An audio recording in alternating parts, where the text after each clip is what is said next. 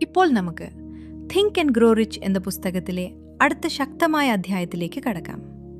ഈ അധ്യായത്തിന്റെ പേര് ഇമാജിനേഷൻ. ലോകത്തിലെ എല്ലാ വലിയ നേട്ടങ്ങളും ഒരു ചെറിയ ആശയത്തിൽ നിന്നാണ് ആരംഭിച്ചത്. ഒരു ചിന്ത, ഒരു ചിത്രം, ഒരു കൽപ്പന.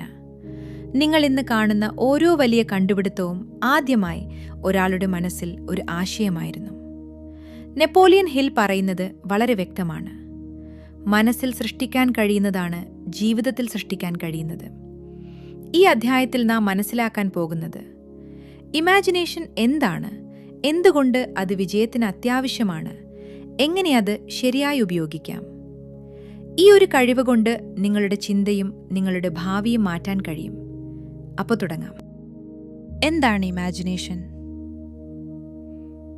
ഇമാജിനേഷൻ എന്നത് സ്വപ്നം കാണുന്നത് മാത്രമല്ല, അത് പുതിയ ആശയങ്ങൾ സൃഷ്ടിക്കുന്ന ഒരു ശക്തിയാണ്.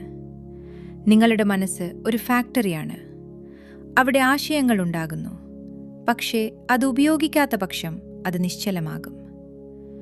നെപ്പോളിയൻ ഹിൽ പറയുന്നു, ഇമാജിനേഷൻ 2 തരത്തിലുണ്ട്: synthetic imagination and creative imagination.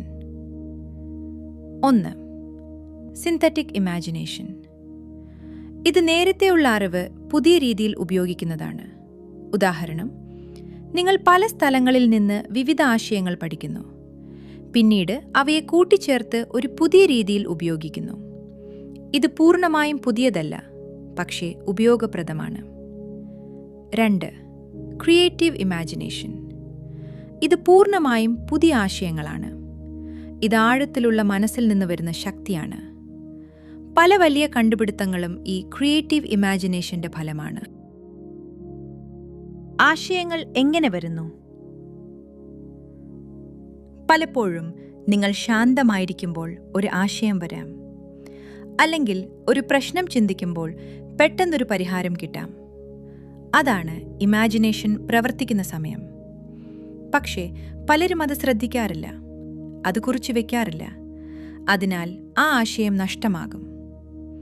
നിങ്ങൾക്കൊരു ആശയം വന്നാൽ അത് ഉടൻ നോട്ട് ചെയ്യണം. ചെറിയ ആശയമായാലും പിന്നെ അത് വലിയതാകാം. ഒരു ചെറിയ ആശയം ഒരു വലിയ ബിസിനസ്സായി മാറാം. ആഗ്രഹവും ഇമാജിനേഷനും. ആഗ്രഹമില്ലാതെ ഇമാജിനേഷൻ ശക്തമാകില്ല. നിങ്ങൾക്ക് ശക്തമായ ആഗ്രഹമുണ്ടെങ്കിൽ നിങ്ങളുടെ മനസ്സ് പുതിയ വഴികൾ തേടും. അത് പുതിയ ആശയങ്ങൾ സൃഷ്ടിക്കും. അതുപോലെ തന്നെയാണ് ആക്ഷൻസും. പലർക്കും നല്ല ആശയങ്ങളുണ്ടാകും, പക്ഷേ അവരത് പ്രവർത്തനത്തിലേക്ക് കൊണ്ടുവരില്ല. അതിനാൽ അവരുടെ ജീവിതത്തിൽ മാറ്റവുമുണ്ടാവില്ല. ഇമാജിനേഷൻ പ്ലസ് ആക്ഷൻ സമം റിസൾട്ട്. പലർക്കും പുതിയ ആശയങ്ങളുണ്ടാകും, പക്ഷേ അവർ അത് പരീക്ഷിക്കാൻ പേടിക്കും. ഇത് പ്രവർത്തിക്കില്ല, മറ്റുള്ളവരെന്തു പറയും എന്നൊക്കെയുള്ള ചിന്തകൾ ഇമാജിനേഷനെ തടയും. വിജയികളുടെ വ്യത്യാസം. വിജയികൾ അവരുടെ ആശയങ്ങൾ പരീക്ഷിക്കും. അവർ പിഴവുകൾ ചെയ്യും, പഠിക്കും, വീണ്ടും ശ്രമിക്കും. അതാണ് അവരെ മുന്നോട്ട് കൊണ്ടുപോകുന്നത്. വിഷ്വലൈസേഷൻ.